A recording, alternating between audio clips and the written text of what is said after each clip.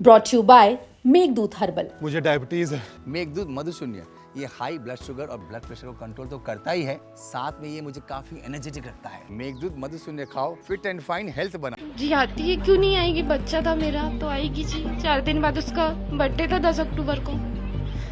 बहुत याद आती है। मैं ये चाहती हूँ कि दोषियों को सजा मिले। जो ये दवाई बनाने वाली फैक्ट्री है उसे तो बैन कर चुके हैं, लेकिन उनको सजा मिलनी चाहिए। उनके खिलाफ कड़ी कार्रवाई की जाए। मैं ऑटो चलाता था, ऑटो तो खैर बेच दिया इलाज के दौरान। बुखार तो 25 तारीख से आ रहा था, उसको हल्का हल्का बुखार था। हमने 31 अगस्त को लेके गए थे अमन सिद्दीकी के पास। उनने गोली दवाई दिए थे, सिरप दिए थे।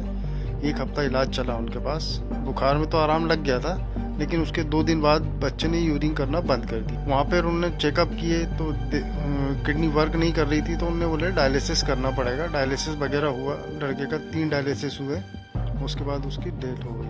आपका जी मेरा नाम अफसाना खान है। अफसाना जी, ये बताएं कि याद आती है उस सैद की अभी, क्योंकि 4 दिन बाद उसका जन्मदिन आने वाला है। जी आती है, क्यों नहीं आएगी? बच्चा था मेरा तो आएगी जी। 4 दिन बाद उसका बर्थडे था 10 अक्टूबर को।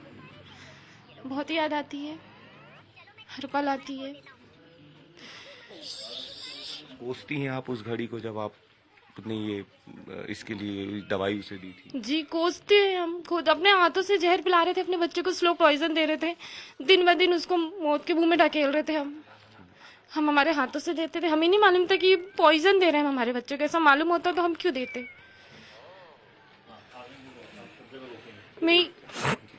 मैं ये चाहती हूँ कि दोषियों को सजा मिले। जो ये दवाई बनाने वाली फैक्ट्री है उसे तो बैन कर चुके हैं, लेकिन उनको सजा मिलनी चाहिए। उनके खिलाफ कड़ी कार्रवाई की जाए। किस तरीके का बच्चा था? उसे को मस्ती करता था, खेलते रहता था, और अब आपको क्या लगता है आंगन में घर के पूरे मोहल्ले की शांति, इतना खूबसूरत और हेल्दी बच्चा था वो कि हर कोई उसका दीवाना था। हर कोई उससे बात करता था। जब वो यहाँ से निकलता था ना, उससे बात किए बगैर कोई नहीं जाता था। हमसे ज्यादा हमारे मोहल्ले वाले प्यार करते थे उससे। उनकी गोद में खेला बड़ा है वो। आखिर 4 दिन बाद उसका बर्थडे आएगा, तो अब आप लोग क्या करने वाले हैं? क्या करेंगे हम? तो दोनों बच्चों का बर्थडे 1 महीने आगे पीछे आता है, दोनों का साथ में मनाने वाले थे। बेटा बीमार था तो बोलता है अम्मी छोटे भाई का बर्थडे नहीं मना रहे। तो मैंने कहा बेटा आपका और छोटे भाई का दोनों का साथ में केक काटेंगे, 2 केक लाएंगे। मगर ये हमको नहीं मालूम था कि हम ये दिन आज उसका मरण मनाना पड़ेगा।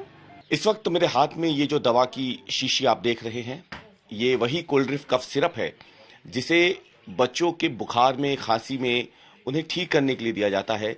लेकिन छिंदवाड़ा के 14 मासूम बच्चों के लिए ये कफ सिरप न केवल जहरीला बल्कि जानलेवा साबित हुआ।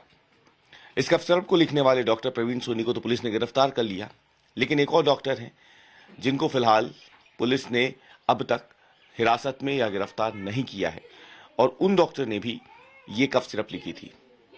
हम उसैद के घर पे इस वक्त मौजूद है परासिया में, और उसैद के पिता इस वक्त हमारे साथ मौजूद है ये बताने के लिए कि इन्होंने जो अपना इलाज कराया था ये डॉक्टर अमन सिद्दीकी से कराया था। ये पर्चा भी आप उनके हाथ में देख सकते हैं। 4 साल का उसैद था, बीमार पहले भी पड़ता था। अमन सिद्दीकी को ये दिखाते थे। डॉक्टर अमन सिद्दीकी MBBS हैं, और उन्होंने ही ये कोल्ड्रिफ कफ सिरप उसैद को रिकमेंड की थी, प्रिस्क्राइब की थी। और यही कफ सिरप पीने के बाद उसैद की तबीयत बिगड़ती है, बाद में उसे नागपुर ले जाया जाता है, लेकिन वो बचाया नहीं जा सकता। उसैद के पिता इस वक्त हमारे साथ मौजूद हैं। ये बताइए कि बिल्कुल भी उम्मीद थी आपको कि एक मामूली सर्दी जुकाम बुखार के लिए आप लेके गए थे अपने बेटे को, लेकिन फिर वापस नहीं आ पाया? सर हम तो यही सोच रहे थे कि उसको नॉर्मली फीवर आया है, इस वजह से हमने इलाज करवाया। अब ऐसा क्या मालूम था कि इतनी बड़ी बीमारी हो जाएगी। उसको उम्मीद बिल्कुल नहीं थी कि इतनी बड़ी बीमारी हो जाएगी। अब क्या करते हैं आप? मैं ऑटो चलाता था, ऑटो तो खैर बेच दिया इलाज के दौरान। कितना खर्चा हो गया इलाज में? 3.5 लाख रुपए समथिंग खर्चा हो गया। अच्छा, कोई मदद प्रशासन से इससे पहले मिल पाई आपको? आप मतलब क्या हुआ क्या था पहले, एक बार सिलसिलावार थोड़ा बताएं कि बुखार कब आया बच्चे को, और पहले आप कब ले गए अमन सिद्दीकी जी के पास, और फिर उसके बाद कब आपको लगा कि तबीयत अब नहीं सुधर रही है तो फिर उसे बाहर लेके गए? बुखार तो 25 तारीख से आ रहा था, उसको हल्का हल्का बुखार था। हमने 31 अगस्त को लेके गए थे अमन सिद्दीकी के पास। उनने गोली दवाई दिए थे, सिरप दिए थे। 1 हफ्ता इलाज चला उनके पास। बुखार में तो आराम लग गया था, लेकिन उसके 2 दिन बाद बच्चे ने यूरिन करना बंद कर दिया था। तो हमने फिर अमन सिद्दीकी के पास लेके गए, तो उन्होंने देखा, चेक किया, तो बोले इनको जिला हॉस्पिटल लेके जाओ। तो हमने वहाँ लेके गए जिला हॉस्पिटल। तो जिला हॉस्पिटल में भी उतनी देख रेख हो नहीं रही थी, बॉटल लगा दिए बच्चों को और छोड़ दिए। तो मैंने सुबह फिर नागपुर लेके गया मेट्रो हॉस्पिटल में चेक ब्लड टेस्ट वगैरह हुए, तो उन्होंने बताया कि किडनी वर्क नहीं कर रही इसकी। फिर उन्होंने दूसरे हॉस्पिटल भेजा हमको, न्यू हेल्थ सिटी। वहाँ पर उन्होंने चेकअप किए तो किडनी वर्क नहीं कर रही थी, तो उन्होंने बोले डायलिसिस करना पड़ेगा। डायलिसिस वगैरह हुआ, लड़के का 3 डायलिसिस हुए, उसके बाद उसकी डेथ हो गई। कब दम तोड़ा उसे ने? 13 सितंबर 13 से। जी। और आपको कब मालूम हुआ कि ये जो कफ सिरप है, यही कफ सिरप जिम्मेदार है? ये आपको कब मालूम हुआ? फिर सारी जांच टीमों में जांच करी, उसके बाद हमको बताया कि कफ सिरप से दिक्कत है, ये जहर है, हानिकारक है बच्चों के लिए। ये पहली बार ये दवाई उसे ने पी थी, या इससे पहले भी जब बुखार होता था तब भी उसे को? क्योंकि पैरासीटामोल टाइप की है ये तो। जी। इससे पहले भी उसने पी थी? इससे पहले का तो मालूम नहीं है सर, लेकिन अभी तो ये पी थी, पहले का तो पता नहीं, उतना ध्यान नहीं दिया हमने। पैरासीटामोल देखते थे बस हम, ये कोल्ड ड्रिप वगैरह नहीं देखते थे। अच्छा, ये बताइए कि आप ऑटो चलाते थे और इलाज में इतना खर्चा हो गया, तो उस समय आपको नहीं लगा कि बीमारी जो आपने सोचा था उससे कहीं ज्यादा बढ़कर है? बहुत ज़्यादा बढ़कर थी सर, उम्मीद नहीं थी इतनी बढ़कर थी बीमारी। हम तो सोचे नॉर्मली फीवर है, डॉक्टर को दिखाने से आराम लग जाएगा, लेकिन नहीं लगा आराम।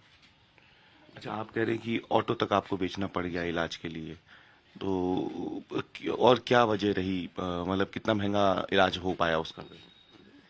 एक दिन में कितना खर्चा होता था डायलिसिस का? डायलिसिस का सर एक दिन में 30 से 35 हजार रुपए समथिंग लगते थे, दवाई गोली सहित।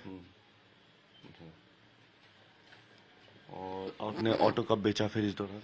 उस दौरान मैं नागपुर में था, उसी दौरान मतलब दोस्तों के उससे बोल के फोन पे जोमेटो बेचा मैंने। क्या अब आप मांग करेंगे? जो डॉक्टर्स हैं, जो एक डॉक्टर को तो गिरफ्तार कर लिया गया, प्रवीण सोनी को, अमन सिद्दीकी के बारे में आप क्या कहेंगे? आपको क्या लगता है क्या होना चाहिए ऐसे डॉक्टर्स के खिलाफ? देखिए, गलती जिसकी भी है, बच्चा तो हमारा गया है, अब जिसकी भी गलती है उसको तो कड़ी से कड़ी कार्रवाई होना चाहिए, सजा मिलना चाहिए, जिसकी भी गलती है, वो चाहे कंपनी की हो चाहे डॉक्टर की हो। ये बताइए ना कि जब उसैद की मौत हुई, पोस्टमार्टम क्यों नहीं कराया आप लोगों ने? ये सवाल बार बार उठ रहा है। क्या आप लोगों को इसकी जानकारी थी, या पोस्टमार्टम कराना कितना जरूरी है, या फिर प्रशासन ने, किसी ने नागपुर में या छिंदवाड़ा में किसी ने आपसे पूछा नहीं कि पोस्टमार्टम करा लेना चाहिए? सर, किसी ने सलाह दी नहीं पोस्टमार्टम की, और उस समय हमारा दिमाग उतना चल नहीं रहा था, क्योंकि बच्चा खत्म हुआ था हमारा जी। हम थोड़ा सा सदमे में थे, और किसी ने हमसे पूछा भी नहीं पोस्टमार्टम के लिए। तो अगर पूछते तो आप करवाते, या अगर प्रशासन बोले तो आप पोस्टमार्टम कराने के लिए तैयार हैं बच्चे का? नहीं, अभी तो नहीं करवा पाएंगे सर, अभी क्योंकि बहुत ज्यादा टाइम हो चुका। उस समय पूछते तो शायद हम सोच लेते, लेकिन अभी नहीं, क्योंकि अभी बहुत टाइम हो चुका है। तो ये उसैद के पिता हैं, हाथों में अब वो पर्चा और वो जहरीली कफ सिरप की बोतल इनके पास अभी भी मौजूद है, जिसे अब ये जल्द अपने घर से बाहर फेंकने वाले हैं, क्योंकि इसी जहरीली कफ सिरप ने इनके 4 साल के मासूम उसैद को हमेशा के लिए इनसे छीन लिया है। इनका एक गंभीर आरोप है कि जब इनके बेटे की तबीयत खराब थी, बाद में जब उसका निधन हुआ, तो उस दौरान प्रशासन की तरफ से किसी भी तरीके की कोई सलाह या कोई जानकारी जो है वो इन लोगों को नहीं दी गई। इनका साफ तौर पे कहना है कि ये उस वक्त खुद इतने ज़्यादा गम में डूबे हुए थे कि बच्चे का पोस्टमार्टम कराना इनको याद नहीं रहा, लेकिन प्रशासन को इन्हें ये सलाह देनी चाहिए थी। प्रशासन ने भी इनको किसी भी तरीके की कोई समझाइश, कोई सलाह पोस्टमार्टम को लेकर नहीं दी, और ना ही पोस्टमार्टम के लिए इनसे कुछ पूछा गया। कैमरामैन प्रतीक के साथ अवीश पाल सिंह, परासिया, छिंदवाड़ा।